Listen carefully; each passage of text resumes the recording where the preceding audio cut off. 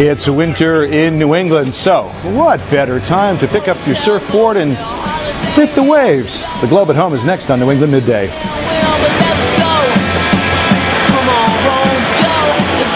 We all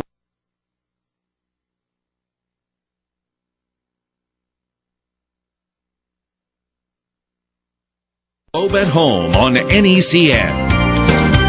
And on the Globe at Home this afternoon, it may be about 20 degrees outside and the ocean temperature maybe 40, but who cares? Surf's up! And in the Globe newsroom this afternoon is South Weekly writer Emily Sweeney and surfer Ron Lees, who runs northeastsurfing.com. Hello, Emily, and welcome, Ron. Hey, how you doing? Good. Now, Ron, just why do you surf when the air is 20 and the water is 40, if that? Why, Ron? It's very addictive. You know, you surf throughout the year, and just surfing itself is just really soul-searching. It's peaceful out on the water, and it's almost like when the winter comes, it's the last thing you want to do is stop surfing. And the waves are better, right? Yes, the waves are a lot better in the winter. Different breaks obviously break different. You know, any south-facing beaches are good in the summer, and you know, anything north of the Cape gets great swell. Netasca Beach, for example, is a winter spot. We don't have waves at all in the summer, so you definitely want to surf places like Netasca or Hampton Beach in the winter. The waves are a lot bigger as well. And how big do the waves get? The waves vary. You could have waves that are approximately 4 or 5 feet. We get a good system come through like last week, and the waves will break 10 to 15 feet. Wow, and is it a lot different surfing in winter? I mean, obviously it's like freezing cold out. I mean, are you like freezing out there or what? Actually, no, believe it or not. A lot of people look at us like we're nuts when we're out there. But no, actually it's pretty warm. The equipment that you have nowadays with surfing is just so advanced. Yeah. That you really don't feel the water. People who go in the water when the water is 58 in the summer in a bathing suit are colder than we are when the water is 30 degrees. Well, that's a good way to look at it. Now, this is videotape of you, Ron, correct? Yes. This is you. And with the wetsuit on, now, what is the water temperature? The water temperature on that video was 39. 39, okay. Yes. And Emily, you took the videotape, right? You shot that? Yes, I did. And let me tell you, I was freezing on Netasca Avenue watching Ron. But afterwards, he told me he was like, "You are hot, right?" Yeah, I was actually. So I was sweating in the wetsuit because the air temperature that day was around 40.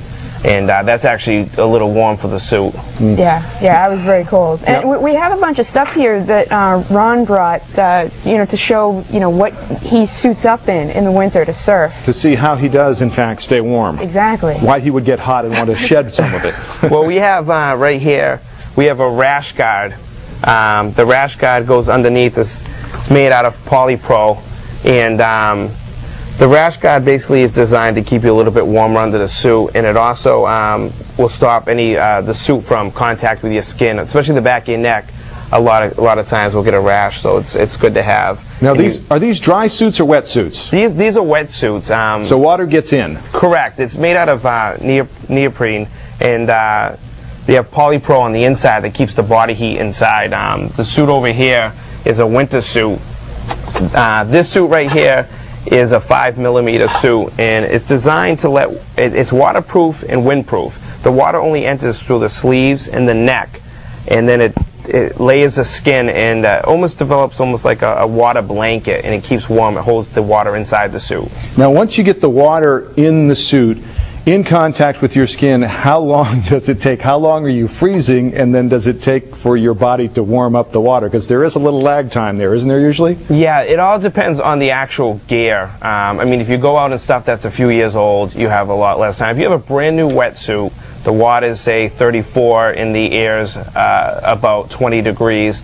If you have good equipment, it's sealed right, your body temperature was warm when you put the suit on, then yeah, you probably last about 6 hours, 4 to 6 hours.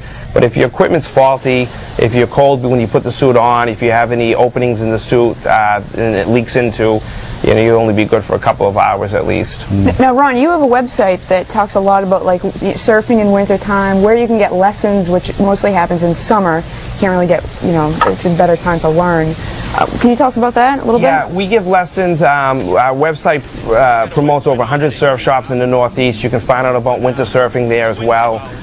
We cover New Jersey to Maine. It's a good website. You could look at. We have surf cams. We have one in Newport, Rhode Island, and Natasca Beach and Hull. You can find out anything that you need. It's www.northeastsurfing.com. And you can also check out in the Globe tomorrow, in the Globe South section, I wrote a story about surfing in winter, and we have pictures of Ron and other surfers and a lot of information. So yeah, I wanted to mention that. This is a preview of what we're doing here of your piece in the Globe tomorrow, a lot more extensive.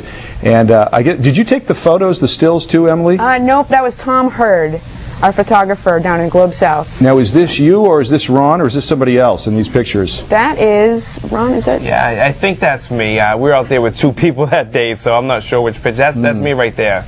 Now, Emily, did you try it? Did you try surfing, or are you a surfer? No, I really want to learn, and I will definitely wait for summertime. Yeah. If I ever do. We're going to try to get her out in the water soon.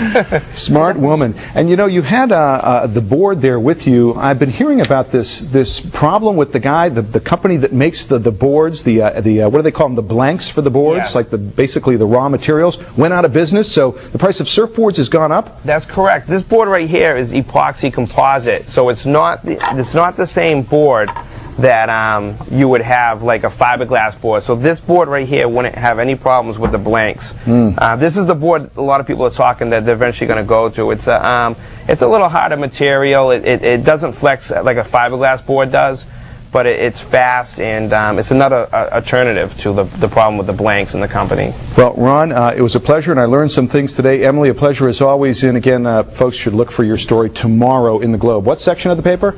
Globe South. Globe South. Very good. Thanks for being here. Thank you. Thanks, You're welcome. Mike.